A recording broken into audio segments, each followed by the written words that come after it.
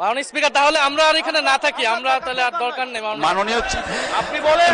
মাননীয় সদস্য আপনি বসুন দয়া করে। মাননীয় স্পিকার, আপনাকে ধন্যবাদ জানাচ্ছি অনেক কষ্ট করে, কারণ আমি অনেকক্ষণ ধরে আপনার দৃষ্টি আকর্ষণ করছিলাম এবং আমরা আশা করি যে আপনি যখন ফ্লোর দিবেন সেখানে কোনো বৈষম্য করবেন না। আজকে মাননীয় বিরোধী দলীয় নেতা উনি মুলতবি প্রস্তাব পেশ করেছেন, সেই অনুযায়ী আপনার রুলিংও হয়েছে, কিন্তু সে বিষয়ে আইনমন্ত্রী, মাননীয় আইনমন্ত্রী এবং মাননীয় স্বরাষ্ট্রমন্ত্রী তারা কিন্তু তাদের বক্তব্য ব্যাখ্যা রেখেছেন সংক্ষিপ্ত সময়ে হলেও। তো সেই ব্যক্তিতে কিন্তু আমাদেরও কথা বলা থাকে, সেই সুযোগগুলো কিন্তু আমাদেরকেও দেওয়া উচিত মাননীয় স্পিকার। তো সে বিষয়ে আমি দুইটা কথা বলতে চাই। এখানে আমাদের কারোরই ভুলে যাওয়ার কথা না যে দুইটা নির্বাচনের মাধ্যমে আমরা আজকের এই জায়গায় এসেছি, একটি গণভোট এবং একটি জাতীয় সংসদ নির্বাচন।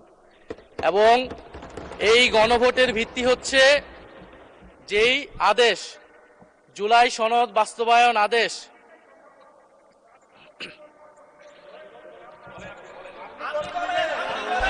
আপনি বলেন। মাননীয় সদস্য আপনি বসুন দয়া করে, বসুন দয়া করে। জি চিফ হুইপ, আপনি আপনার বক্তব্য সমাপ্ত করেন। ধন্যবাদ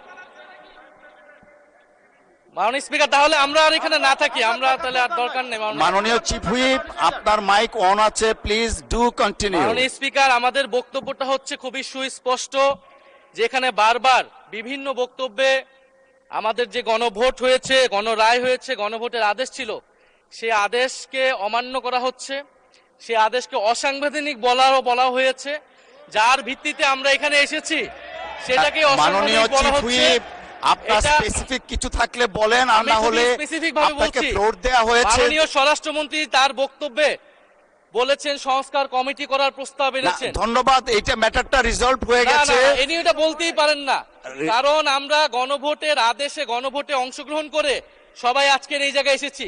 আমরা সংবিধান সংশোধনের জন্য এখানে আসি নাই, সংবিধান সংস্কারের জন্য আমরা এসেছি। ধন্যবাদ মাননীয় চিফ হুইপ এবং মাননীয় সংসদ সদস্য জনাব হান্নান মাসুদ, আপনি আপনার অসমাপ্ত বক্তব্য সমাপ্ত শুরু করুন। নিয়ে আসতে বলেছেন, সেটার জন্য আমাদের সংবিধান। ধন্যবাদ মাননীয় চিফ হুইপ।